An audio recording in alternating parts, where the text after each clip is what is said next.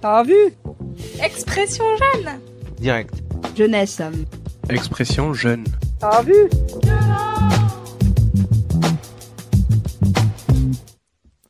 Alors le plus jeune d'entre nous va donc nous faire cette chronique superbe. Bon, écoutez, une petite devinette.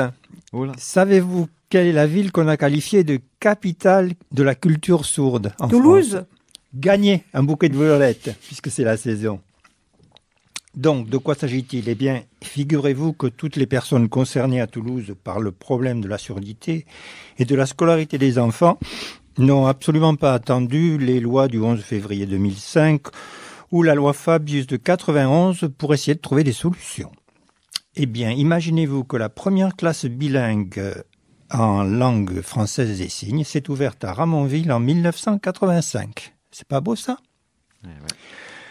Donc, il faut savoir quand même que pour les parents d'élèves sourds, c'est difficile de trouver un établissement, bien entendu.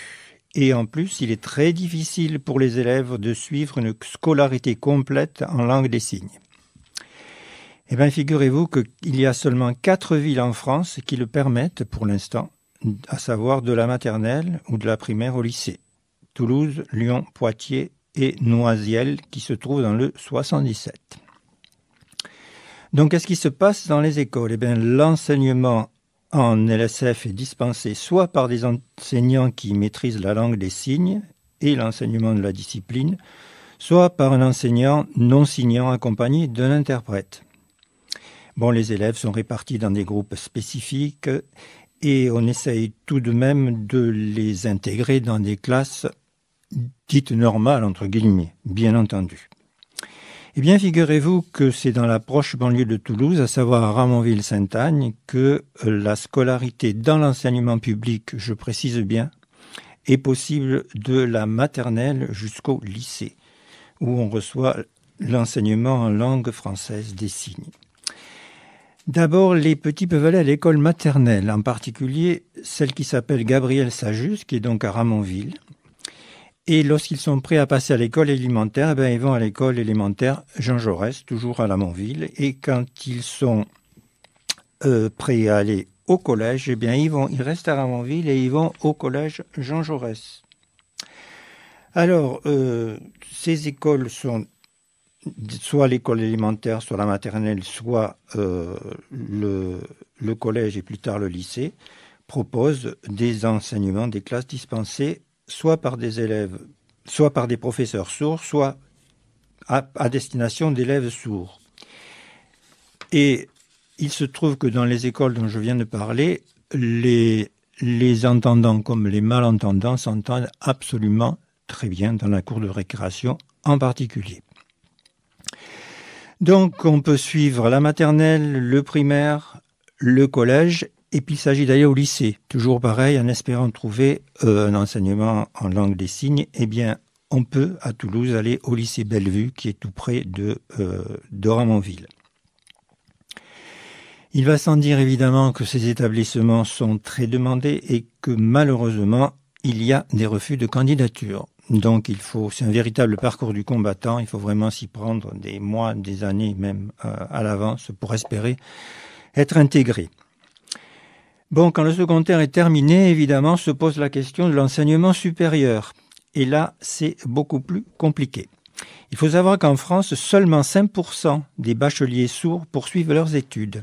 Et si vous prenez l'exemple des 3 universités toulousaines, il y a un peu plus de 85 000 étudiants dans les 3 universités, et il y a seulement une petite centaine, voire un tout petit peu plus, d'étudiants sourds. Donc, il y a évidemment beaucoup de choses à faire.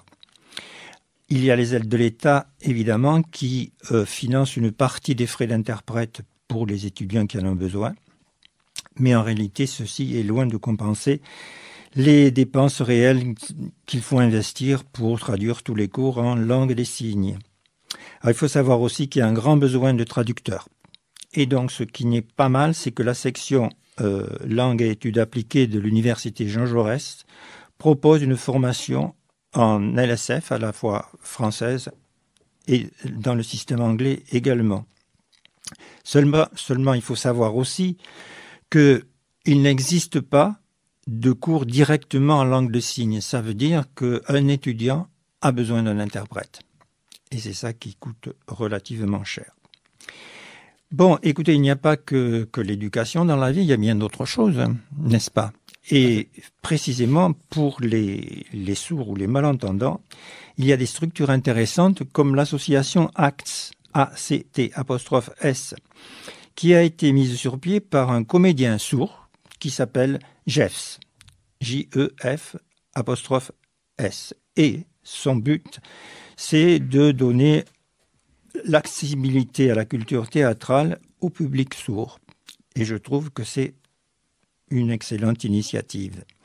Et un de ces spectacles, d'ailleurs, ça s'appelle Sourd. Et alors, je trouve que le titre est absolument génial. Bon, par ailleurs, et bon, c'est un peu moins culturel, mais il faut y penser quand même, si vous avez une petite faim et si vous cherchez un restaurant où vous allez être accueilli en langue des signes, eh bien, ça existe à Toulouse, figurez-vous. Alors, il y a le restaurant L'Oreille Cassée, qui appartient à 2 associés sourds, c'est dans le quartier de la Dorade. Oui. Et ensuite, il y a une librairie spécialisée qui s'appelle Louis Lire, Louis comme Louis, l'oreille, d'accord. Trait d'union Lire. Et c'est une librairie qui est spécialisée et où les clients sont accueillis en langue des signes. Je trouve que c'est très bien. Oui, très bien. Voilà. Oui. Tout ça pour ce qui se passe dans notre belle ville. Alors, je vais quand même vous donner un certain nombre de personnes à contacter. D'abord, l'association des parents d'élèves sourds. Vous pouvez la contacter. Ils sont extrêmement actifs sur la région toulousaine. Ils s'appellent APES31. Et leur adresse mail, c'est www.apes31.fr. Ensuite, le comédien Jeffs a un site www.jef-s.com. Ensuite, à toutes fins utiles, l'adresse de l'université Jean Jaurès, www.univ-tlse2 pour Toulouse 2.fr. Ensuite, les 2 écoles de Ramonville dont j'ai parlé.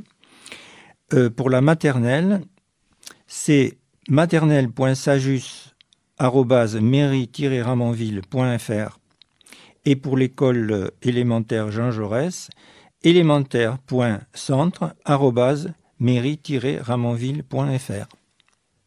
En fait, pour les écoles à Ramonville, vu que la scolarité est mutualisée à Ramonville, il vaut mieux appeler directement la mairie et parler de votre cas, de votre enfant, et qui sera redirigé ensuite sur l'école, parce que il ne sert à rien d'appeler l'école, puisque quand c'est la journée, il y a cours et les maîtresses ne répondent pas au téléphone. Voilà. Voilà.